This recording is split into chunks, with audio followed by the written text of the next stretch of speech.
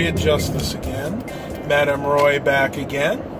Coming to you with a special video, something that has been on my mind for a really long time, and I just wanted to put this out there.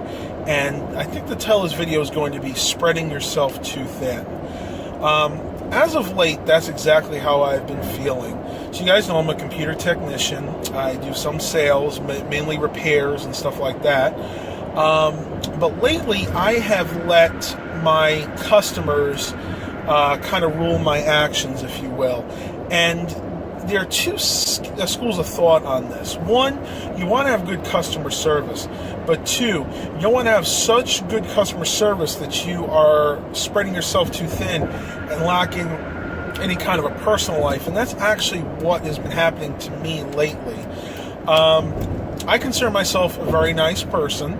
I like to do the best I possibly can by my clients or my customers. That being said, you never want to let your clients get too demanding of you. And let me delve a little bit deeper into that. Generally, a client, say I set them up a new computer, replace their old system, do a data backup, transfer to the new computer, make sure that everything is as much as the way it was on the old system as possible. And that alone could take me 2 or 3 hours. I did that for a client the other day, and I actually stayed there, went and set up the new computer for them, stayed there for about another hour. So already we're into this project about 4 or 5 hours to make sure that all the data was there, that they could access it, that they could get into their emails. Luckily in this case, this customer uses a web-based mail, so that wasn't too tricky. I won't even get into the people that are still using Outlook. That's another whole nightmare in and of itself. But I get a call this morning about a single file that he could not find. It was apparently some type of list file, and I kind of had to lay down the line with him because even though he's a nice guy, I've already spent a lot of time on this, and I basically was as nice as possible. I said, look, you just got to kind of look for it, because in this case I was able to take the old hard drives and put them into the new system. So everything that was on the old computer is now in his new system. And he seemed to be okay with that. He was a little disappointed he couldn't find this one file. But getting back to what I was saying before, you never want to let the customers rule your life. Now, granted, customer service is very important in any fields, and even especially in computer repair. You want to give yourself a good name, but don't let your customers dictate what you do every single day.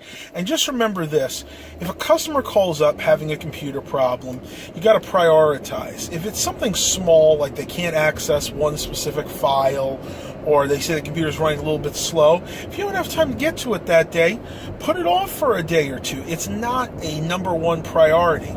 Now, if a customer calls up and says their computer shut down, it won't turn on, they can't do anything with it, then that's the one you want to prioritize. And I'll be the first one to admit that has never been my strength. I am not good at prioritizing. I'm not a very good organizer, especially when it comes to my time. I'm more of a procrastinator than anything. So, it's something that I've had to fight with my whole life to get better at, and I'm getting there. Luckily, my mother, she is so good at that. She helps me out a little bit, kind of organize my time better.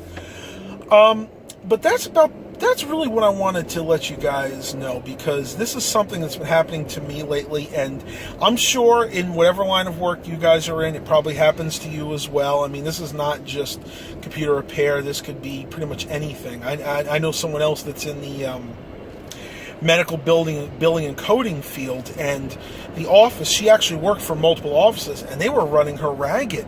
And of course, she wanted to do the best job she could, but when you're spread too thin that way, your work is going to suffer. And that's another thing. There are times that I might have 4 or 5 jobs to do in one day, which means I can't spend the amount of time I would like at each job to get the job done the way I would want it done.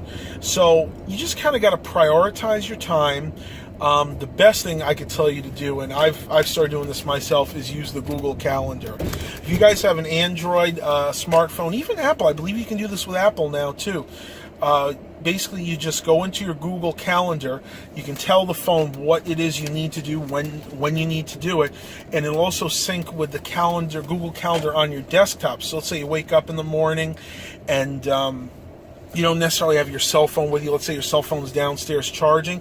All you have to do is get on your laptop, your desktop, whatever you have in your room, log into Google, and you can actually check your calendar to see what your appointments are for that day. Well, I hope this video helps you guys out in the long run. I know this is something that, like I said, I've wanted to talk about for a while. If you guys have any questions or comments, please leave them down in the comments section. And as always, have a blessed day, everybody.